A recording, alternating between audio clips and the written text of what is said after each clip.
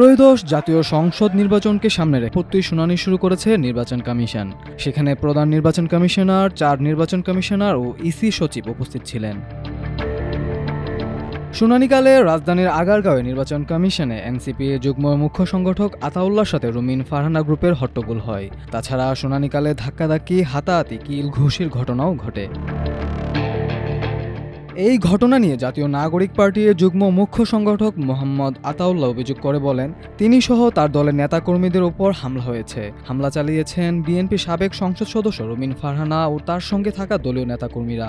আতাউল্লাহ আরও বলেন, শুনানিতে রুমিন ফারহানা যুক্তিতর্ক উপস্থাপন করেন, কিন্তু যখন আমি যুক্তিতর্ক উপস্থাপন করতে যাই তখন রুমিন ফারহানা আমাকে ধাক্কা মেরে ফেলে দিয়ে স্টেজ দখল করে নেন।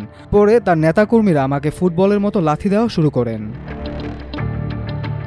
অন্যদিকে রুমিন ফারহানার দাবি, আতাউল্লাহ পরিচিত মুখ নন। তিনি এনসিপি থেকে এসেছেন না জামায়াত থেকে এসেছেন তা তিনি জানেন না। প্রথমে তাকে ধাক্কা দেওয়া হয়েছে, তারপর তো আর তার লোকজন বসে থাকবেন না, তার লোকজনও জবাব দিয়েছেন। রুমিন ফারহানা আরও বলেন, ব্রাহ্মণবাড়িয়া 3 আসনে সম্ভাব্য প্রার্থী জেলা বিএনপি সভাপতি খালেদ হোসেন মাহবুব শ্যামল গুন্ডাপান্ডা নিয়ে ইসি ভবনে প্রবেশ করেছেন। আমি যখন একটা কথা বলার জন্য দাঁড়িয়েছি তখন আমার গায়ে ধাক্কা দিয়ে ফেলে দেওয়ার চেষ্টা হয়েছে। যে বিএনপি নেতাকর্মীদের জন্য আমি 15 বছর লড়াই করেছি তারা আমাকে এখন ধাক্কা দেয়। ধাক্কার বদলে তো ধাক্কা আসবেই, সেটাই হয়েছে। এদিকে সীমানা পুনর্নির্ধারণের বিষয়ে রুমিন ফারহানা বলেন, খালেদা জিয়া সবসময় বলেছেন 2008 সালের আগের সীমানায় বিএনপি নির্বাচন করতে চায়। বর্তমান সীমানা একটি ফ্যাসিস্ট সরকার নিজেদের স্বার্থে নির্ধারণ করেছে, যা তারা মানেন না। তাই তারা চান 2008 সালের আগের সীমানায় ফিরে যাওয়া হোক। তাছাড়া ইসি ব্রাহ্মণবাড়িয়া জেলার বিজয়নগর উপজেলার 3টি ইউনিয়নকে ব্রাহ্মণবাড়িয়া 3 আসন থেকে কেটে ব্রাহ্মণবাড়িয়া 2 এর সঙ্গে যুক্ত করার খসড়া করেছে। এই ইউনিয়নগুলো হলো বুধন্তি, চান্দুরা ও হরসপুর। আর এর পক্ষে রুমিন ফারহানা। মারামারি বিষয়ে খালেদ হোসেন মাহবুব শ্যামল বলেন, এখানে আসলে এনসিপির সঙ্গে ব্যারিস্টার রুমিন ফারহানার একটা তর্ক বিতর্ক হয়েছে। এটা আসলে দুঃখজনক ও অনাকাঙ্ক্ষিত।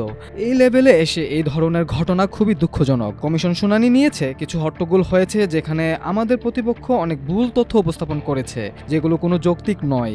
আমরা মনে করি এই 3টি ইউনিয়ন সদর বিজয়নগরের সঙ্গেই থাকা উচিত। খালেদ হোসেন মাহবুব আরও বলেন, বিজয়নগরের 10টি ইউনিয়ন থেকে 3টি ইউনিয়ন আশুগঞ্জ ও সরাইলের সঙ্গে নিয়ে ব্রাহ্মণবাড়িয়া 2 আসনের খসড়া করা হয়েছে, কিন্তু বিজয়নগরের এই 3 এলাকার লোকজন সরাইল ও আশুগঞ্জের সঙ্গে যেতে চাচ্ছেন না।